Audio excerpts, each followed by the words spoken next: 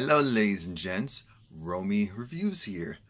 So yes, this is not going to be a typical power review, but I figured instead of you guys having to wait a week, and I really don't like to play catch up, let's just go for this. This is episode 7 of season 5, and yes, everyone's still making stupid decisions except for Tasha. Tasha's the only one really thinking right now. So this starts off with Tasha. She decides we need Silver. We need Silver to corroborate her story about the gun being in the closet. So she goes over there and she's begging and pleading, and it irked me because I'm looking at him like we're begging and pleading with Silver? Him? Cornball? But we need to. We need to in order to make sure that, again, he corroborates the story. And he kept saying, why are you defending Ghost? Why would I go and, go and break the law so that I can protect your husband? She said, no. And this is when she finally acknowledges it. It's not Ghost. It's Tariq. Tariq's the one that shot Ray Ray. He shot Ray Ray, and I'm trying to cover for him, and I need for you to cover for me. Can you do that? Again, still begging and pleading with Silver. And so after a while, once the whole manly side comes out and it's like, oh, the chivalry, let me protect her. This isn't me breaking the law. This is protecting my woman. So he says yes. I'm thinking, oh, something's going to happen where he's going to screw that up. And while that's happening, Ghost is talking to Angela, and Angela just feels like, oh, this is such a mess if Tasha isn't able to convince him. And Ghost is like, oh, she'll be able to do it, and I'll make sure that he does it. I'm thinking, Lord, the last thing we need is Ghost to interfere with this mess. But they talk a little bit longer, and she just hates how everything got messed up and how now she's the bad guy. She was like, essentially, they're coming after her now, and they're gonna go and T-bone everyone else in order to do it. And once his Ghost lies and says, I'm done. I'm just focusing on the Queen's project, the clubs, and I'm good. And she was just like, that's great for you, but what about me? What about me? What about all the stuff that I've done? Because as you get cleaner, I get dirtier. He talks to her for 2.5 extra seconds, and now we get these dual scenes of Tasha and Ghost having sex with their respective partners. I'm thinking, oh gosh, here we go. I guess at some point this had to happen. So they're doing that, and I'm saying, oh, we're still not done yet? Oh Lord. After all that was said and done, then we get to, I'm really over this whole them going after Angela thing because it messes with everyone else. And I'm tired of it. I'm tired of it. We have back at the office, there's this board meeting about they need to go and figure out, connect Angela to this huge drug ring, and Donovan, he's not for it. He doesn't really believe it, but he has to do his job. And Sax says something stupid about Angela's face, and he had to stop when Tamika looked over like, misogynist over there, you're still doing it? You're still doing it? Yes, he is. Sax is trash. We already know Sax is trash. That's just a fact. That's just a fact. Oh God, someone needs to kill Sax. Forget John Mock. Kill Sax. I'll be happier. Actually, John Mock, he's too persistent. He has to go too. We already knew that though. But then Angela does talk to Donovan at some point because Donovan is trying to say, hey, what is your involvement with all this? Because I need to know. You can't trust anyone in this office. And I'm thinking, Angela, listen to what he is saying. He is saying that you're in danger. I actually kind of like you and kind of respect you and see that they're T-boning you, and I don't fully know why. So I'm trying to be courteous with you because, my friend Greg that was killed, you at least, were able to solve that case. So I think that's why Donovan's really doing it. He's just doing it out of general respect overall for Angela, for the whole Greg thing. I can't believe she was like, are you my friend? Thinking, no. Angela. Aside from Angela, we have Tommy. we have Tommy doing all of the Tommy-esque stuff that we're afraid of. Tommy goes, brings his money to Jason, tells Jason, I got you $2 million. Great. But Jason's trying to figure out what our other motives are, what's going on with my enemy. Because now we... You can go ahead and open. It's okay. Oh, yeah, that's not in the video, is it? It is, but it doesn't matter. Makes it real, huh? Yeah. Anywho, so Tommy goes and talks about how the Jimenez were actually arrested but released. Jason's not dumb. Jason realizes that, wait a minute, why would they be released? Who would release them? They are the crop of the drug kingpin aside from me. And that's when he tells Tommy, you know that when stuff like that happens, that means that they must have snitched. They must have snitched on someone. And the only other big person left in this whole drug lord thing is me, as in Jason. And so now, what's the timeline for killing them? Because they have to go. They have to go sooner rather than later, or else it's going to be you guys. Kanan said, oh, don't worry about that. We have a plan in place. And he said, oh, yeah, you're the friend, right? Great. I was talking to him thinking, oh, Lord. At first, I thought Kanan was going to put out a hit on Jason, but no, he wants to take over Tommy's job.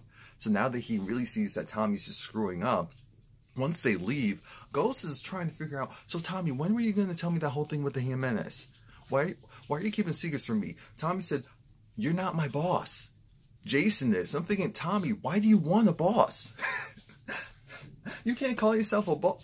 You're still an employee. You're just a highly paid, highly skilled employee. That's all. That's it. And I just want Tommy to grow up. That's what I want. I want Tommy to grow up. I want Ghost and Tommy to be honest with each other. Because this whole concept of, I do one thing, now you clean it up. You do one thing, I clean it up. They're tired of each other. They're brothers, but there's always a limit.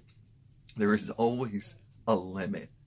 And I'm nervous for what's going to happen for them in the future, because Kanan is doing a fantastic job of running everyone. Because Ghost at one point talks to Kanan and tells Kanan, I need for you to go and kill Diego. I can't do it because they'll see me a mile away over there. Someone will go and tell Diego and it'll go left. I need for you to do that. I'm thinking, why are we trusting Kanan this much? I understand we need to get this done, but this is a deal that you worked out with Dre. So now Kanan has an even bigger interest in making sure that this comes back and falls on you. But he agrees. Of course he does. He has information. He's gonna use it eventually. So then Ghost and this is another part that irks me. Ghost and Dre having these casual conversations has me thinking, okay, so when is Dre gonna die? Because I feel like we're getting a little too comfortable with using him, working with him. But I understand. Someone needs to kill Jason, and that's supposed to be Dre. Kanan, Kanan is... Did anyone notice how Kanan seems to only be able to really work and hang around people younger than him? People that he can mold and really manipulate? Kanan doesn't have any adult friends. He doesn't have any adult friends, and that just shows me the type of person that he is. So then, he's still weaseling around with Tariq. Tariq finally got a response that he kind of wanted from his father with the voicemail, and he was gonna go and text him back saying, I got your voicemail, just acknowledging it, just a step in the right direction. But no, Tariq wants to be difficult, and instead of going and reaching out to his father, he reaches out to his new daddy, Kanan.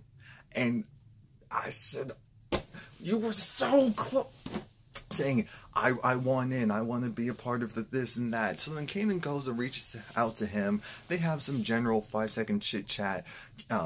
Tariq acknowledges that his father did reach out and at least try to do something, but it didn't matter. And the whole time I'm thinking, Tariq, you idiot, but then again, your family didn't equip you for this life. So that's why someone like Kanan can come in and get a new son, since Sean, which was his biological son, wasn't really his son because Ghost was raising him. It's a lot. It's a lot. Speaking of Kanan, so now that Kanan is the one in charge of clipping Diego, he needs help. He goes and talks to 2-Bit. 2-Bit is having issues himself because 2-Bit is, he's just trying to figure out what's going on. Because Dre talked to Diego, told Diego, here's how this works. I work for you. We are cool. I want to show you how cool we actually are. I'm going to throw you a party. The party's going to have women, strippers, you name it. And it's going to be at this location. Be there, be square. And of course, Diego loves that. Commitment and women and drugs. Oh, he's there. The reason why he's there is because that's where originally Ghost was supposed to kill him. But now we know Kanan was contracted to do the job by Ghost. But Kanan, he needs to do some voodoo mind trick, Jedi mind trick. What that means in this case is he's going to go weasel around, get and talk to 2-Bit, because 2-Bit has no idea what's going on. Dre keeps making these moves, and we're just trying to figure out, wait a minute, how are you going to kill this person and take out the Connect? Who are we going to work for? 2-Bit is asking the right questions, and if Dre was in a better frame of mind, he wouldn't be going and reacting as if 2-Bit is just this stupid kid who just needs to follow directions. 2-Bit isn't here for that. So when Kanan talks to him, this is when Kanan finds out a bunch of stuff about how it's weird that Dre is trying to take out Diego, and in return, he's working with Ghost now. Ghost wants him to take out Jason, and Kanan's mind is just racing because he's figuring out, so people want them to do this and that. If I go and make sure that this happens instead, I make sure I report back and say that happens instead, I can be the #1. I can take over this stuff from Tommy without actually killing them. So he thinks. So now he gets to Diego. He has his one bodyguard that he trusts more than anything. Big mistake right there. They go into the shop. 2-Bit told them to go in, and they set it up. It was really S&M stuff. Handcuffs, whips, you name it. And that's Diego's speed, right up his speed. He was getting really excited. So him and this dude are walking into the main part, and what ends up happening is they open the door, or I should say the door opens, and it was Kanan. He clips the dude, he clips Diego, and I didn't feel anything because I said, I don't care about Diego. Diego is probably one of the least, interesting villains that this show has had, because when you compare it to the people that we used to have, and then Diego, I was like, no. Now his sister, that's going to be interesting, because after Diego gets killed, Kanan has a saw. He goes and needs to bring back proof of what he did. So when he talks to Jason and says that this is what everyone's been doing behind your back, and this is how they were trying to achieve it, here's what I went and did to make sure that it happened. He brings part of Diego, brings the head of Diego as proof, and says, you need to get out of here right now, because that dude Dre that, they were talking about before, yeah, he's going to come here, he's going to get you, and you're going to be screwed over. Jason's not dumb, so what do you want in return for this loyalty or potential loyalty? Well, I want to be the new distro. I want Tommy's job. And so Jason says, that's something you're going to have to earn, but this is a great start. So Dre comes in looking like just like a regular handyman, even though he has this cart that has a machine gun. I said, what type of machine gun / sniper? When I tell you this man, I don't know why Dora the Explorer was playing in my head while I was watching him. I said, this is so wrong. He opens up the door, and they're all gone. They're all gone, which now means that he didn't fulfill his obligation to Ghost, but Diego is dead, and we'll see how this all plays out. So that was pretty much Dre's storyline and Kanan's storyline. Getting back to Tasha, Lord. So Tasha did her magic, and then Ghost comes and messes up. Ghost goes and intersects where, what's the man's name? Terry is, and Terry, he's just trying to get to his car. He's just trying to live his life. Ghost comes in and sideways threatens him, and Terry's like, look, I still believe it was you. I already told Tasha what I was going to do to protect her and her family. And Ghost said, you're really above board. I mean, you worked with me. I know you're not the type to just go and lie. So here's what you need to do. You need to make sure that you protect Tasha. Because if I don't care if you're sleeping with my wife at this point. And because Tasha and Terry both told Ghost, hey, just so that you know, this didn't happen while you were in prison. We're not that grimy. This happened after you came out. But I love how Tasha had to check Ghost and say, hey, infidelity, you know, that kind of runs in this marriage. So don't go and get too comfortable. Don't go and give me that look of, how could you do this to me? That's not how this really works. That is not how this really works. And I'm just upset with Ghost because Tasha goes back to Ghost, goes back to Terry at the end of the episode, and he's gone. He's gone. We see the subpoena paperwork. He goes and leaves a post-it saying, oh, I'm sorry. I'm thinking, Ghost, you, again, every time you try to go and do something, you mess it up. You mess it up. This is every season. It just always backfire on him this season because he's not the Ghost that we remember. Now, kind of backpedaling, going back a little bit. Speaking of Ghost, Ghost has to deal with Tate because Tate wants to drop him. Tate wants him to go far, far away from the Queen's Project and wants to give him back his money. That's how bad it's gotten with their business relationship. And that's also, I think Tate finally realized that this isn't a cheaper to keep him type of situation. This is a, I need for you to get as far away from this as possible. You're causing me problems. You're causing unnecessary audits. You're causing, you know, the investors aren't confident in you being a part of this. And so he gives Ghost the pink slip. Ghost does his own research. And Ghost wanted to talk to, remember that guy who, he's like a gang member, but he's one of those gang members that you pay off in order to make sure that your block is good. So Ghost was going to pay him. And this is where the guy lets it slip that, oh, so you're going to do the same thing that Tate did, which is skim a certain portion of the Queen's Project money and pay me out that way. Ghost had that look of, I've been slaving for this no good so-and-so just to find out that he was the one really screwing over the investors and me. Oh, and the city and the kids? The kids? So then he goes, tells Tate, here's how this works. You're going to go and become the governor. I'm going to make sure that happens. And you're going to do whatever I want you to do afterwards. Because I am the face of this project. I am the brand. And I know that you've been stealing money off top. So you can continue to do whatever you're going to do regarding that. But here's how this works. I'm in control. And for a moment, we thought Ghost finally had some type of win. And this is how the season's been. He's been given a partial win on things and then screwed up everything else. That's how the entire season has went.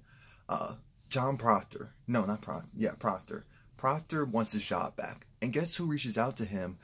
Well, actually, Proctor went to yell at John Mock, but Mock wasn't there. Sax was there. And Sax tells him, we actually need your cooperation. Not with Tommy or Ghost or whatever.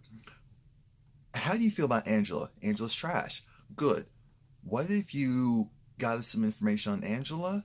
If you do that, we will... So if you do that, we will reinstate you. And so Sax did reinstate him, but then Proctor talked to Tommy and told Tommy, hey, some weird stuff's going on. What do you know about Angela? Not much. Well, if you have any information, give it to me because we can go and bury her. Tommy knows that we can't really do that because Angela is just caught up in everything else. So now that he has this information, he's a pop-up king. In this episode, Tommy pops up on Angela in her apartment, which was hilarious. She was so scared. It was so funny. And he popped up on her again in her car because he was like, you have some enemies. And this is causing a conflict of interest. If they're after you, that means that we're in danger too. So he said, give me a name. This is one of those. Who do you need for me to take out? And Angela, for a second, had that look of, well, there's a man named John. Yeah. There's a man named John. And she didn't say the last name because she was thinking about it. She was like, am I going to be that person? Of course you're that person. But she tells him, I think I can handle this. Let me just do one thing. If I can do that, then we don't have to do this. And so then Tommy said, okay, understood. But you know, the enemy of my enemy is my friend. So if you need for me to go and have your back so that it protects me, then I will do that. And Angela, for a moment, has to look at herself in the mirror and think, is this the person I've really become? No, this is the person you've always been. You've always been kind of crooked. That's why you like Ghost. He's exciting. He's fun. You keep calling him Jamie. But,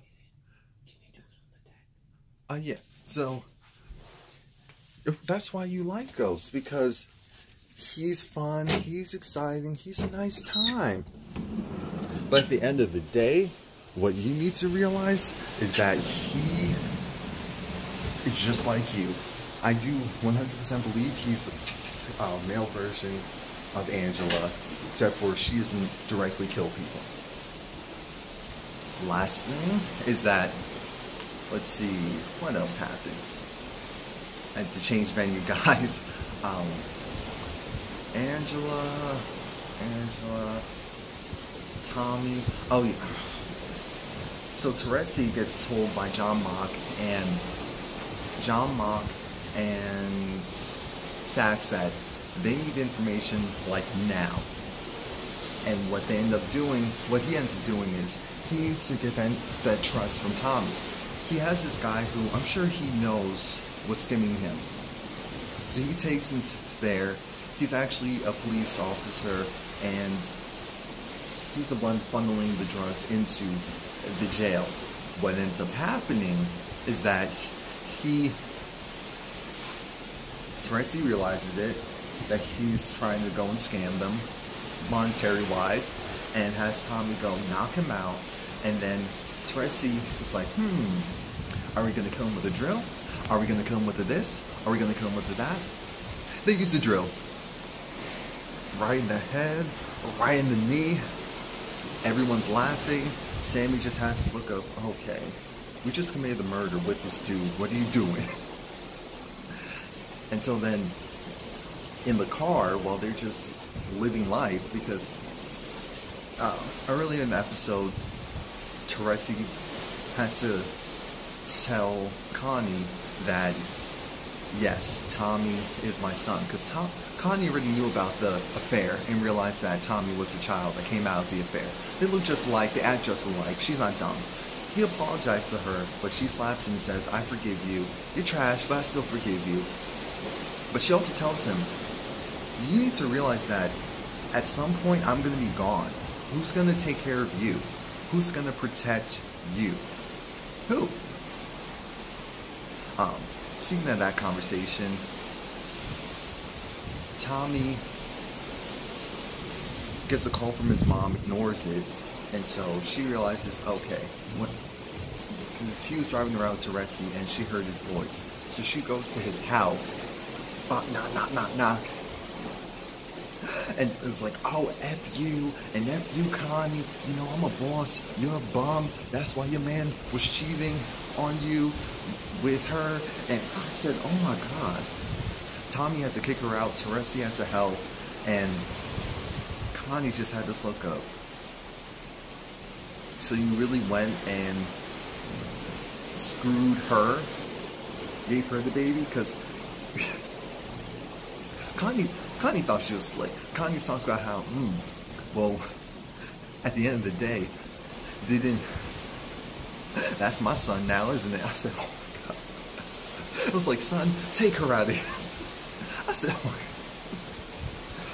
But Tommy, he gets too comfortable. Because Teresi in the car ride gets Tommy to lower his guard and acknowledge that, oh, this person was, killed this person, killed that person, killed, threw a guy off of a building. He lived, shot him in the head anyway, ran over a guy a couple of times. I'm thinking, Tommy, oh my God. Oh my God. And then also acknowledge that Ghost and I, we took out this agent, who, and I'm thinking, oh no, he's talking about Mike's and... But then, because Proctor and I think Tommy did talk at one point, and Proctor put it together that, wait, Angela gave you the information about Sandoval so that you guys could clean it up, so you guys could clean it up for her because she was in danger. And that's when I think Tommy, I think it was kind of this weird feeling of, dang, Angela really is in the middle of all this and we're partially cleaning up her mess, but she's as twisted as the rest of us. So there was that. Oh yeah, another thing that happened was Angela, she's still talking to Steven, even though Steven screwed her over. And she's still talking like, you know what, it's water under the bridge. And I said, yeah, that's for a reason. She's fishing for information. And she realizes she may need, a new job opportunity. But Angela doesn't take it for her. Because that whole thing was weird. So they're going to meet up again, even though she's also with Ghost. So she's clearly playing Steven. Angela wants to offer the job to John Mock. By doing that, because John Mock wants real power. That's the only reason why he's doing all this stuff. That's why he's fighting so hard. He's always been power hungry himself. Everyone wants power. So Angela said that she can make a new job role happen for him. And I'm thinking, but why wouldn't he go and screw you over after he got that job? There's just so many things. She said, look, if I give you this job, then you need to do a couple of things for me. And that, again, just shows how crooked everyone is. Everyone has an ulterior motive. 50 talked to Tariq about, and I'm thinking, how did he get in Tariq's room? They're playing chess, and he was just showing how, you have to be multiple steps ahead of people, and Tariq wants to learn from the best, and 50 loves it, because again, this is the son he's never had. Never had. What else happened? What else happened? Oh yeah, so Teresi did tell John Mock and Sachs that Tommy killed an agent, but that was before John Mock talked to Angela about getting that new role. So maybe that could be covered up. Maybe that could be covered up. Tommy wants to rekindle his relationship with Keisha, and she lets him in because he talks about his father. And I'm thinking, Lord, don't fall for the okie doke. Don't fall for the okie doke. And they did actually do it. They did have sex. So I was like, oh, okay, all right. Keisha just wants to be claimed. She just wants to be loved. She even tells Tasha, but then at one point she says something about Tommy's father, and she's like, wait a minute, Tommy's father? Because Tasha doesn't know about this, so she wants to learn more. She keeps trying to steer the conversation back to what's going on with Tommy's father. Keisha just wants to talk about how she's in good with Tommy now. And so I'm like, oh my God, Tasha's the smartest person right now, and everyone keeps railroading her. Everyone keeps railroading Tasha, and I'm over it. Over it. Because then, at the end of the episode, Tasha goes to Ghost's place, and because Ghost and Or he goes, or she goes to Angela's place. Ghost is there because they're having dinner. Tasha doesn't care. She's over it. She's just pissed at Ghost because now you made Terry run, and now Angela's pissed because she's like, this means that they're gonna think that he's trying to hide something. He's trying to get out of town to avoid all of that. Thanks, Ghost. Thanks, Angela.